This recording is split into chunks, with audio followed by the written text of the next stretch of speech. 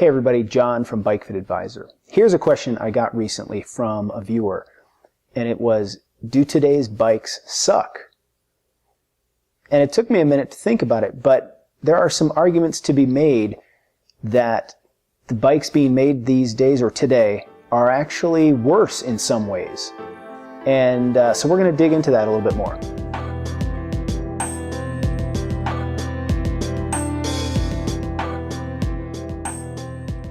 And let's be clear, there's a lot of good things about today's bikes. For instance, the materials. Bikes continue to get lighter, the materials get stronger every year and more durable. Granted, a carbon bike probably won't last as long as a steel bike will, but the flexibility in being able to shape it and mold it into different profiles just makes for a ton of flexibility and improved aerodynamics, among other things. Also, braking, shifting components are light years ahead of where they were 20 years ago, even 15 years ago. You only have to look as far as like the electronic setups that are basically flawless at this point. And truthfully, the mechanical systems are so much better than they used to be and so much more reliable that I would much rather be shifting on today's components. Braking is the same way. The disc brakes continue to get better. Even the caliper road brakes are fantastic these days. So our bikes today are lighter, they're more aerodynamic, their function is better. I think the components wear better over time. But as I mentioned in the intro, there's a couple of things, and they're getting more common and more prevalent, that have really started to undermine some of these benefits that we're seeing. So let's go over some of the cons, some of the bad things about today's bikes. And the first couple of these, like this first one is not new, and it has to do with the fact that there are fewer sizes these days. Ever since we started making bikes out of carbon, this number of sizes has really dropped off pretty significantly. Back when bikes were made of metal for the most part, it was not uncommon to have bikes made in every centimeter, from about 49 centimeter bikes up to 61 or 62 centimeters. You'd have maybe 10 to 13 sizes. This was great. You had kind of incremental adjustments you could make as far as trying to pick the size frame that would work best for you. That is no longer the case. Carbon bikes require, for the most part, they require molds. The molds are expensive, and so manufacturers don't want to make 13 sizes for each model. They want to make, sometimes you get lucky and you find you have companies that make 6 or 7 sizes, which is good for nowadays. But still, there's many companies that are just making 3 or 4. We're still fitting the same range of people. We're fitting people maybe from 5 feet tall, 4'11" maybe, all the way up to somewhere around 6'4", something like that. Whereas before we might have had 10 sizes to fit this range of people, this whatever that ends up being, 16-inch range of height. And now we have 4 sizes or 5 sizes or maybe 6 if we're lucky. And so what ends up happening is now we have more people falling in between sizes. And sometimes that compromise isn't a huge deal, but other times it becomes a big problem. So then the second con here, the second negative, this is something that also, it's been going on for a while. It's been basically since they started manufacturing bikes out of carbon. And it has to do with the fact that we are using fewer size forks to match our frames. And we're at a point now where we still have some companies that use one fork, meaning it's the same height for one, of course, but the same rake fork for every size in that range. Why is one fork a problem? Well, quite frankly, having one rake, it means that the geometry of the bikes is not being adjusted fully for each size. So as a bike size, as it gets bigger, that fork rake ought to change in order to try and maintain the handling and try and stave off a few problems. And also as a bike gets smaller. In my experience, most bikes are built sort of middle out. They start with like the 54 to 56 size range, and that bike gets built with a certain fork, and then they build the smaller and the bigger bikes. And often, especially when they're using, like I said, just one fork, maybe 2, the big bikes and the small bikes tend to kind of get screwed over a little bit. If you're lucky and you're like me, where I ride about a 54, 55, most of my bikes, it tends to be just fine because, again, they do this from the middle out. And why would they do one fork or fewer forks maybe?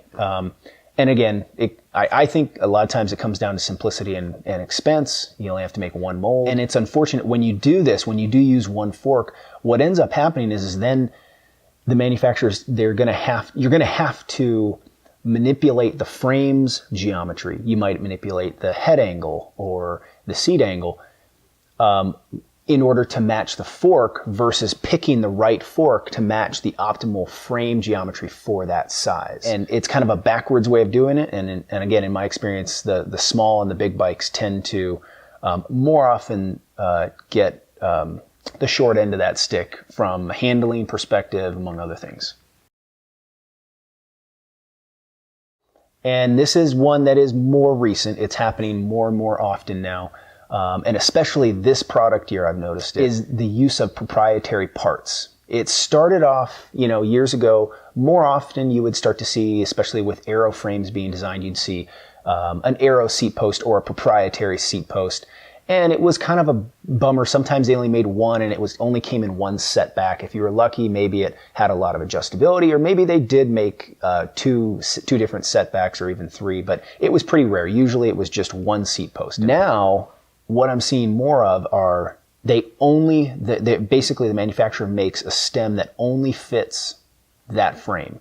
And so you can't just you can't just get any length or rise stem you want because it's not going to be able to attach to your frame. This goes along with, there are some manufacturers using to kind of clean up the look of the front end, and I assume they do it for some aerodynamic purpose as well, is they're going away from using standard headset spacers.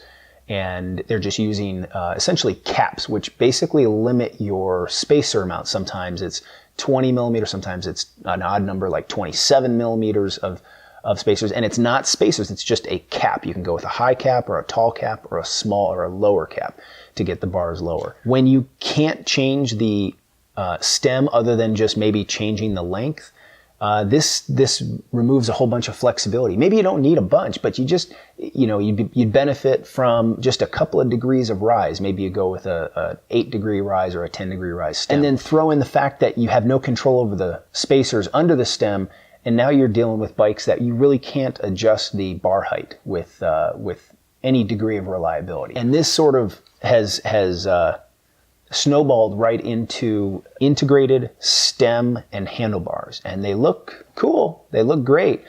However, not only can you not go out and buy a different stem and bar combination because again the stem is proprietary and it won't fit on the frame, but now your bar is integrated into it as well, so you can't change even small degrees the tilt or the angle of the bar. Again, that's a small thing. Maybe you could get away. It's not a big deal if you had to forego that. But you're dealing with handlebars that are a given width for a certain length stem. And those are fixed. And if you go with a shorter stem, you might be getting a narrower bar. You might not be getting a narrow bar. And so it just removes all sorts of flexibility on the part from a fitting standpoint. But you're limiting the use of these higher end bikes, let's say, to a certain segment of the population.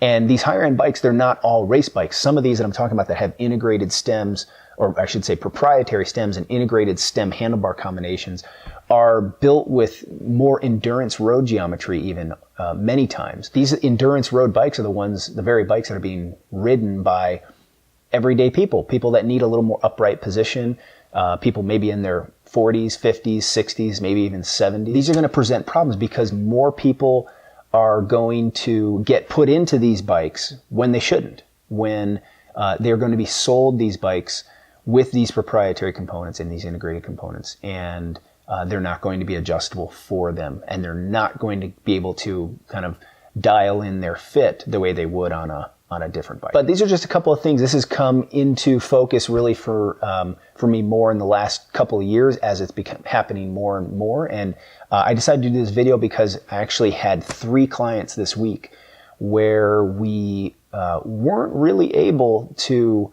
dial in their fit the way that the way I would normally want to, because we had no adjustability. We didn't have any flexibility in how especially the front end of the bike was able to be manipulated. So what are your experiences out there? I don't get to see every single bike. I don't get to ride every single bike, and I'd be curious of your opinions, what you've seen out there, the good, the bad, the ugly, and everything. So put those in the comments below. I try to get to all of the comments that come up, and I appreciate everybody. You guys have been great with just really good positive comments. Keep them coming. So thank you everybody for that. Thanks for hanging in there through this video, and I will see you guys next time.